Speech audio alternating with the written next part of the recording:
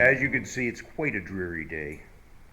And it's been quite a monumental week for the family, for me. You may know we didn't have a video posted on Thursday, and good reason why.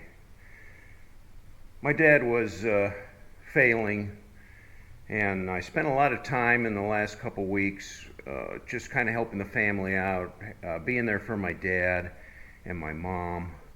And yesterday I spent the day with them and watched my dad pass away. 90 years old, he lived a full life. He was ready to go. He had been failing for quite some time. He had fractured his lower back and it wasn't healing up. I think he had 5 fractures in his lower back. He was in a lot of pain.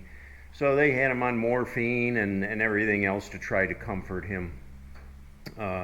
And yesterday it was very peaceful. He just he could hear us, and he would just very weakly nod, but he couldn't speak anymore. And then about 4 o'clock, a little after, he passed away. So that was a big undertaking, because then there's a whole process that goes on after that. And I think it was later in the evening when I finally got home.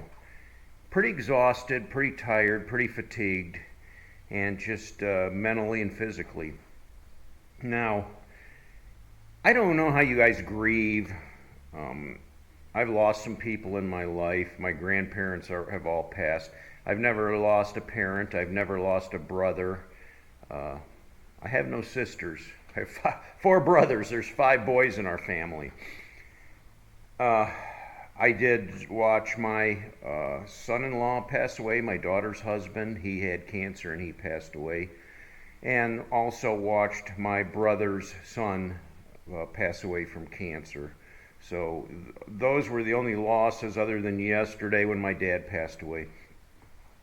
I guess because I was with him all week and kind of went through the whole process with him and watched him decline, I was happy for him that he was able to move on to the next life. We all trust that he's with Jesus today. That's what he wanted. And I know he's much happier in his new body. My dad was a hard-working man. He taught us good morals. He taught us that you don't get anything for free in life. You got to work for it. You got to put your effort into it to get the rewards.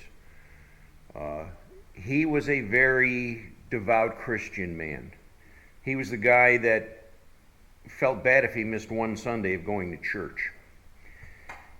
That was instilled into us as kids very strongly as we grew up in the Baptist church and actually went to some other denominations as well.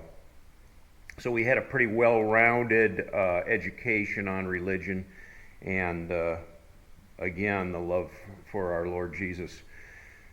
So I thank my dad for that. That's been very important in my life. Although I must say, being the oldest brother out of the 5, I tend to think sometimes I was a little bit of the black sheep. I tended to really have a rebellious streak in me earlier in my life, which I probably told you guys before, those stories, but I was really involved in some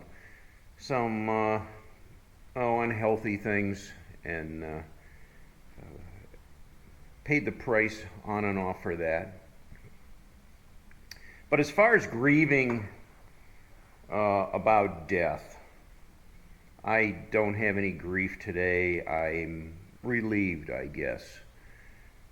My mother, of course, grieving very deeply. They had been married for 67 years, and it was a huge loss for her.